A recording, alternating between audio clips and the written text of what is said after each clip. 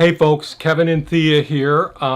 Today's video is going to concentrate a little bit on some comments and a recent video from one of our dear friends, Tim from Tim's Permaculture Homestead. And the topic that we're going to discuss is stink bugs, an Asian invading insect that's creating havoc in the States. So there's a few things that this could be a very long video, and quite honestly, we have had very little experience with this Asian invasive stink bug. But I do have some observations and some thought processes about these things. And so, where to go from here? Well, we're going to attach some videos that we found on the web that were helpful. There's tons of them, but there's some from the scientific community. One thing that I kind of learned is that, we have our stink bugs here, but there's good bugs and bad bugs. But how to identify the ones that came from Asia, and they're called the brown marmaladed stink bug, and there's little characteristics on their antennae and their sides of their scutes of their body itself, so you can pick out the good versus the bad. So all those videos will be linked, which can talk about the science and all. But Kevin's seen them here. Yeah, so we'll have them in the description below. So a few things that I want to talk about is things that I've observed over time. Have we had the stink bugs here? Yes, I have seen them. Has it been a problem for us? Not to any great extent here. I'm always very observant of what's going on in the food forests, in the composting piles, in the decomposing piles, in the hugelkultur beds, and so on. So one of the things that we know is Tim's in a climate zone where they're experiencing much higher temperatures than we are, and they have a longer season. So we know that this Asian stink bug likes to get inside of buildings, and everybody knows that. And they during the winter months, so that they can survive the winter. And I'll talk about some of the places that I've seen them otherwise as well. Well, I'll say it right now. So in hugelkultur systems, the way that typically people build them, laying wood and branches on the ground surface and then covering them up with soil and compost. When I deconstructed some of our hugelkultur systems, and I did it back in 2012, since 2010, I've been experimenting with hugelkultur systems. And one of the things that really frustrated me, there were several things that frustrated me about the traditional hugelkultur systems, and I made videos about that in the past. But one of my observations was that this was created great habitats, not just for reptiles and small mammals and all, but also insects in these areas as well. These were good, and I've seen these raised bed hugelkultur systems where there's all these small voids where these stink bugs, and I have seen them in the hugelkultur systems. So these raised beds with the wood chips and all, they actually are in there. We also have lots of stone walls around here. They like being under the stone during the winter months as well. So, and there's things that we can control and things that we can't control. Another observation that I've had, and again, when I'm talking about observations, and nowadays people poo-poo the government agencies. They don't trust the government agencies, especially since COVID. And one of the reasons is because as the data gets released, it's interpreted as anecdotal information. So a doctor may say to you, geez, based on my experiences, this is the best treatment. Well, that may not be the best treatment. It takes rigorous scientific reinvestigation, reanalysis over and over again as more and more data comes in to really disclose what the best treatments are. And I know I'm going off onto a side tangent here, but that's part of the scientific method as well. So, as science isn't bad, science is really, really good, and we should trust science, not other people's anecdotal or their gut feelings about some of these methods and all. So another thing that I wanted to mention is one of my observations is that they seem to not prefer being in environments where I either had horseradish, spearmint, thyme, rosemary, lavender, any of these, what we would consider pleasant odor plants. And you can see in our first food forest, I've planted garlic at the base of many of the fruit trees, painted horseradish, besides the Bach 14 comfrey and all. And those trees, I haven't seen the pests. Now there's highways around. Now these stink bugs certainly can go from one location to another by getting in cars, getting in trailers, getting carried in plants, going from one location to another, but they can fly as well. So there's all different means for these to go, but the other way is the super highway of the plants themselves. So we start off in the springtime by potentially having some soil that may be bare, or that we may have mulched an area. And they could actually be in the overwintered mulched area below the surface and all. And depending on what odors there are, and I'm going to go back to one of my other observations, is they like stinky things. I don't know if it mimics their pheromones, and pheromones are sort of like hormones. So hormones within our bodies communicate from one organ system to another organ system, but don't leave our body. Pheromones communicate between the same species. So do stink bugs release pheromones? Yes. So when they get into your house, it's sort of like the effect that a honeybee has at the hive entrance to communicate with other bees from the same colony to come back into there, because this is their hive, their new location that they're set up in. So stink bugs have pheromones, and they can get into your buildings as well. So when I think of plants growing, they all start off as a seed or a seedling if you're putting plugs in, or a transplant and all. But what ends up happening is that seedling develops into a plant.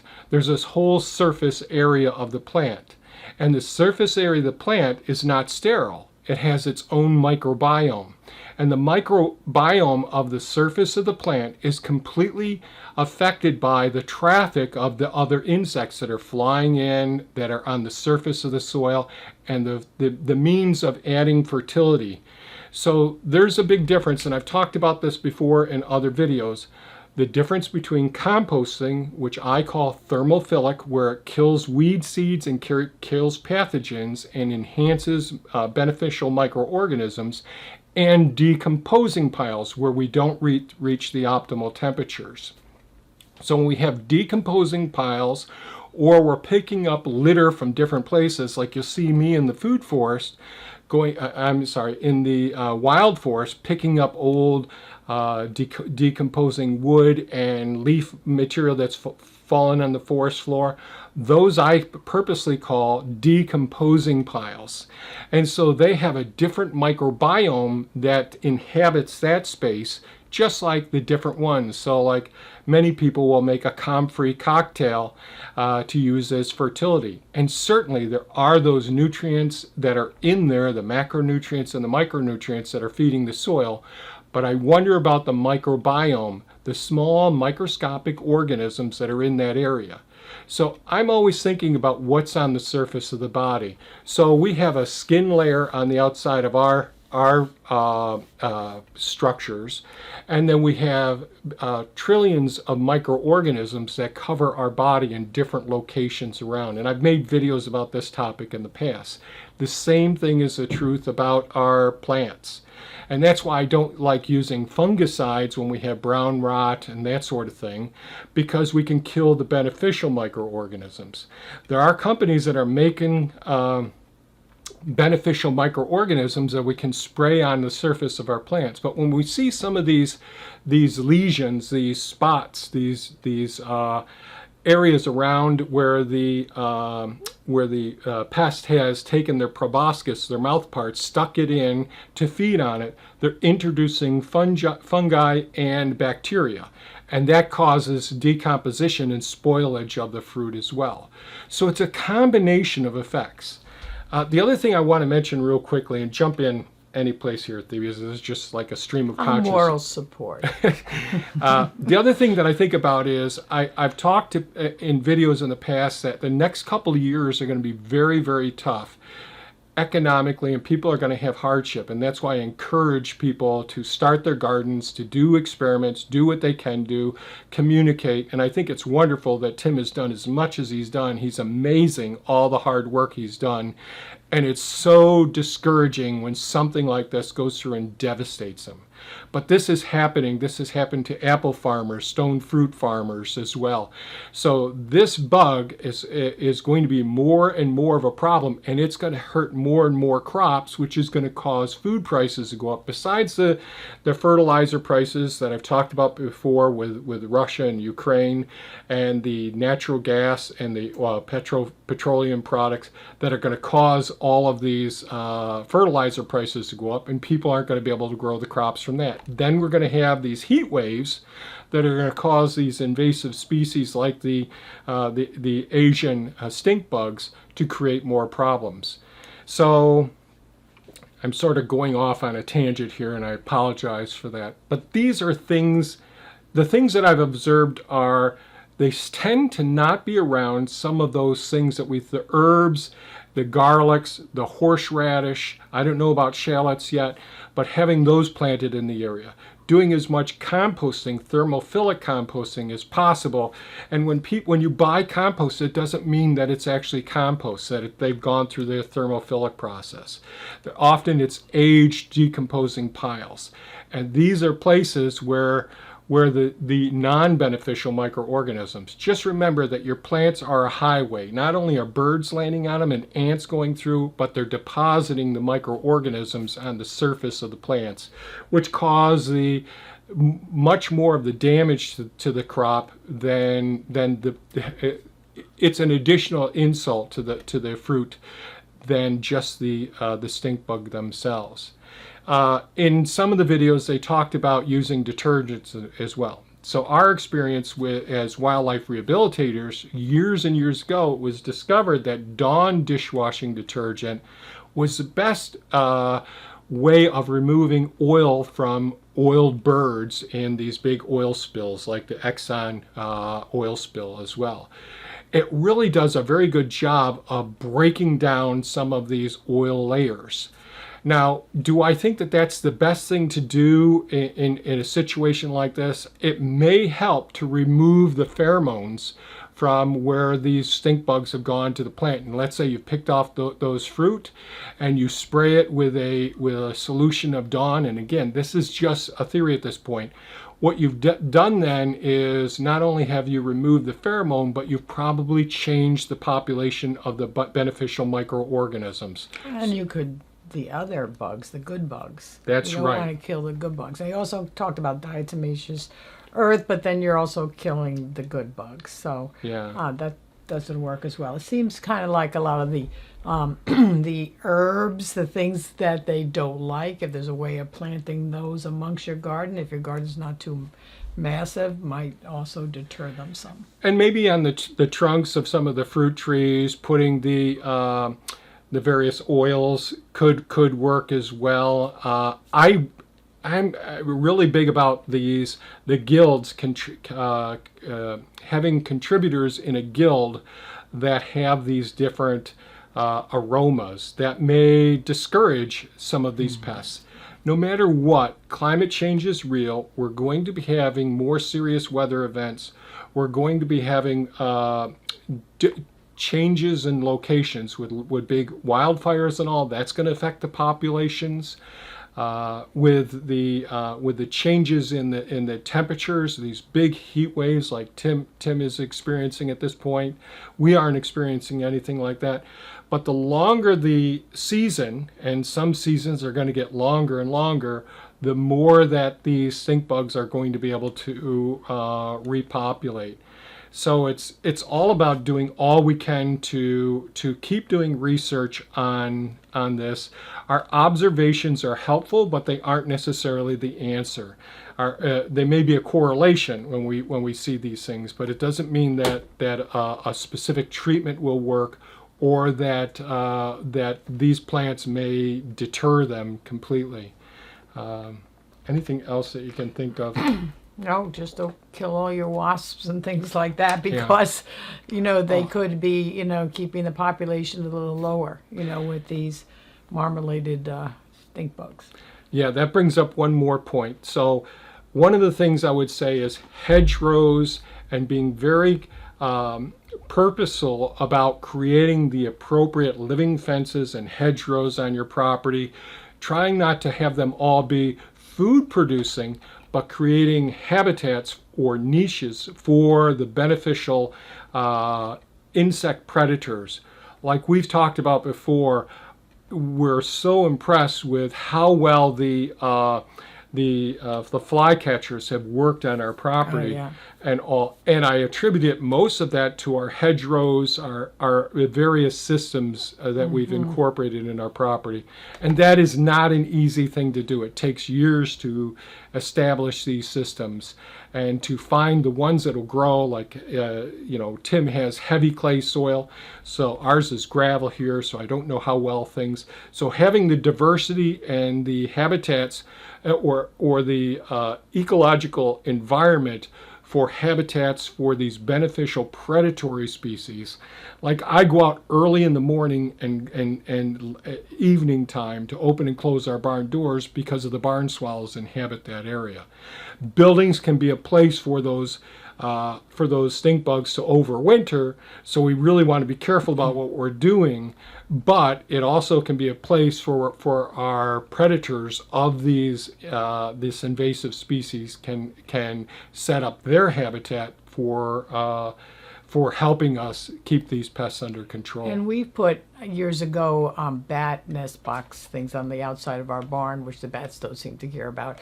But on top of the ledge part, the kingbirds, which eat tons of bugs, and keep the broccoli from being eaten by the caterpillars and everything, they've nested there. So their young keep on coming back too.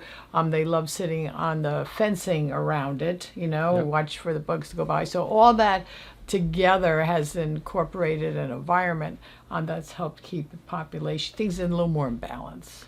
The other thing I would say is that I have suspicions, this isn't a solid observation yet, but some of the trees that we put in, we let the wildlife have everything that they want. So like the mulberry trees, our Illinois mulberry tree, that is visited continuously by all of these, not just fruit-eating birds, but birds that eat insects, especially during the nestling phases as well.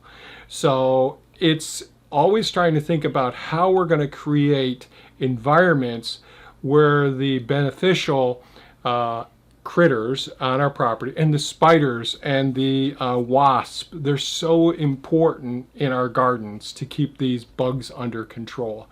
And I haven't shown a lot of the pictures of the different spiders and all, but it's like one of the things that I just love seeing is the spiders in the gardens, because they help to keep these pests under control. And some of our wasps, and there's, I don't know the name of this one wasp that we have here, they have a very, very thin abdomen, but I'll see them carrying the cabbage moths, caterpillars around all the time, or the gypsy moth caterpillars. We have them around here, and it's amazing. And it's all about having the hedgerows and the living fences that's really made a difference. And I know there's people that can't put those things in, but these are things that I think about, and I just wanted to share this in this video. Yeah. Any other thoughts? Nope, that's about it. I think we covered, our experience, and thank God we haven't had, too bad a time. But we will put the videos in a link too, because there was some really great information, that I learned a lot watching it last night and this morning. So the closing thought that I will have is that in permaculture, there's a principle called observe and interact. And, we all have different, many of us have cell phones that can take a picture nowadays. Our observation, careful observation, and looking at what's in our gardens, what isn't in our gardens, what's on our fruit, what's not on our fruit, really looking carefully around and observing these things is very, very beneficial. If we're just going out and looking and seeing, geez, how tall is the corn? Is the corn ready to go and all? It's really looking at what's there and what's not there as well. It's the absence of a problem that often helps a good clinician determine what the real underlying disease process is, where you can be led astray by going down the wrong path if you aren't aware. So observation, interaction allows you to gather data, and then you have to do analysis with that data, doing research. And so a lot of it will be online research, and separating what is anecdotal information from science-based information as well. So those are the things that I wanted to share today as a real quick one. I have some other videos that I need to make for answering other people's questions and all. But who culture beds, think about how you're doing it. Decomposing piles as opposed to composting system, thermophilic composting systems, where we're sourcing the material that we're getting for our gardens as well.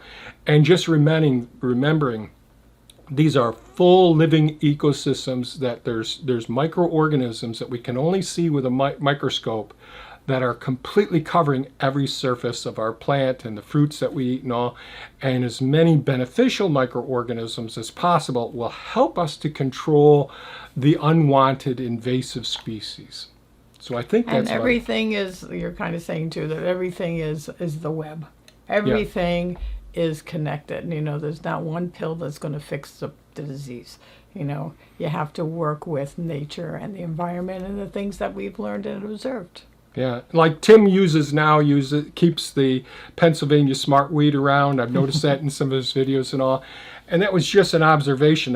I never read about it or heard about it any place, but I could see that preferentially. So I always keep Pennsylvania smartweed off to the side, not right next to the plants that I want to keep. And that attracts most of the Japanese beetles. And let them have the Pennsylvania smartweed, and I don't have to go and kill them as well. And we've got to do the same sort of thing through careful observation, gathering data, seeing what else is going on in the environment. And I'm certain that we can handle this.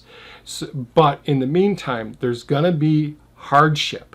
There are, Tim's experiencing it right now, and please don't get too discouraged, Tim. We really value all of the things that you're sharing. Yep. I love your work that you're doing. You're doing amazing work with, I know it's difficult, getting out there and doing the work that you're doing. And you have, like, the equipment that I had years ago to do things, or more than I had years ago, but we're pretty blessed that we have the equipment that we have to do as much as we can now. But believe me, we feel for you going through this, and our thoughts and prayers are with you at this time. Well, I guess we'll wrap it up and send love and peace to the world, and you guys have a great day. If you like this, thumbs up, subscribe, and take care of yourselves and your gardens. Thanks for watching, folks, and have a great day. Bye-bye now.